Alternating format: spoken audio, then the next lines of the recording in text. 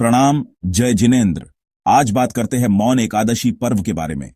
श्री वामा माता के पुत्र और पार्श्व यक्षादिकों द्वारा पूजित श्री पार्श्वनाथ प्रभु को नमन करके गद्य पद्यात्मक मौन एकादशी के महात्म्य को कहता हूं।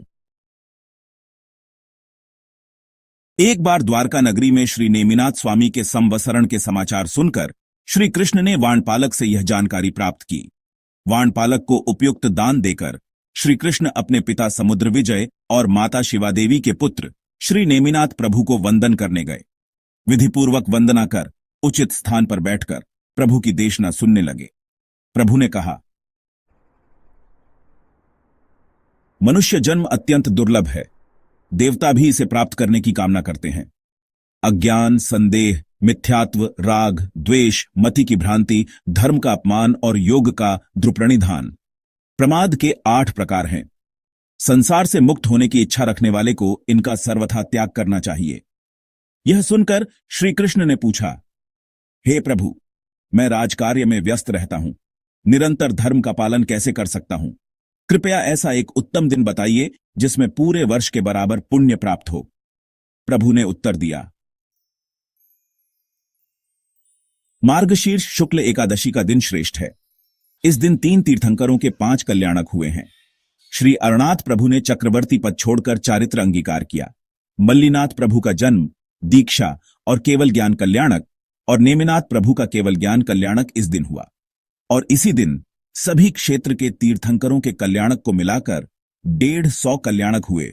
यह व्रत गर्भवास के दुखों का नाश करता है। फिर प्रभु ने एक दृष्टांत सुनाया। विजयपट्टन नामक नगरी में सूर नामक श्रेष्ठी रहते थे। एक दिन श्रेष्ठी ने सोचा कि उन्हें परलोक के लिए भी कुछ पुण्य संचय करना चाहिए। उन्होंने गुरु महाराज के पास जाकर मार्गशीर्ष शुक्ल एकादशी का व्रत अंगीकार किया। इस व्रत के प्रभाव से वे मरकर 11वें देवलोक में उत्पन्न हुए। देवलोक में आयुष्य पूरा कर वे भरतक क्षेत्र में सुरीपुर नगर के श्रेष्ठी परिवार में जन्मे। बड़े होकर उन्होंने पुनः गुरुदेव से मार्गशीर्ष शुक्ल एकादशी का महत्व सुना और इस व्रत का पालन किया। व्रत के प्रभाव से उनका घर अग्नि से भी सुरक्षित रहा। श्रेष्ठी ने 11 वर्षों तक एकादशी का व्रत किया और अंत में अपने परिवार सहित विरक्ति लेकर चारित्र अंगीकार किया। कठोर तप और व्रतों का पालन करते हुए उन्होंने अपने जीवन को सार्थक बनाया। इस प्रकार मार्गशीर्ष शुक्ल एकादशी का व्रत, जो स्वयं प्रभु ने बताया, अति पुण्यदायक और मोक्षदायी है। अब मौन एकादशी के दिन क्या करना है वह जानते हैं। जैन धर्म में मौन एकादशी एक विशेष धार्मिक दिन है जो आत्मा की शुद्धि और आत्म संयम के लिए समर्पित है। यह दिन कार्तिक शुक्ल एकादशी को मनाया जाता है। इसे मौन धारण और आत्मचिंतन के लिए विशेष माना जाता है। मौन एकादशी का महत्व, आत्मा की शुद्धि। मौन रहने से मन, वाणी और शरीर का संयम होता है। यह आत्मा की शांति और शुद्धि का साधन है। ध्यान और साधना। मौन रहने से ध्यान में गहराई आती है, जिससे आत्मज्ञान प्राप्त करने में मदद मिलती है। वाणी पर नियंत्रण।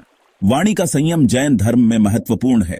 मौन रहकर व्यक्ति अनावश्यक और हिंसात्मक बातों से बचता है। मौन एकादशी का पालन, मौन धारण। इस दिन प्रातःकाल स्नान के बाद मौन धारण करने का संकल्प लिया जाता है। उपवास या संयमित आहार। कुछ लोग इस दिन उपवास करते हैं या एक समय का आहार लेते हैं। स्वाध्याय और प्रार्थना। धार्मिक ग्रंथों का अध्ययन किया जाता है और भगवान की पूजा की जाती है। ध्यान और सामायिक। दिन भर ध्यान, सामायिक और आत्मचिंतन किया जाता है। रात्रि में प्रतिक्रमण। पूरे दिन के कार्यों का आत्मावलोकन करते हुए प्रतिक्रमण किया जाता है।